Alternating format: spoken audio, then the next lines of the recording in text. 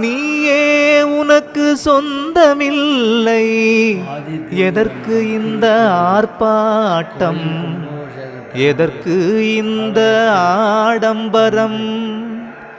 பெற்றோர் வைத்த பெயரும் பிணமென்று மாறுது, விரும்பி அணிந்த துணியும் கந்தலென்று ஆகுது. பாடுபட்டு சேர்த்த சொத்து வாரிசிடம் சேருது, கூடி வாழ்ந்த மனைவி கூடவே வாசாகுது. ஓடியாடி உழைத்த உடம்பு உயிரை விட்டு கிடக்குது. உயிர் கொடுப்பேன் என்றதெல்லாம் ஊமையாக நிற்குது. சொந்தமென்று சொல்வதெல்லாம் உனக்கு சொந்தமில்லை, நீ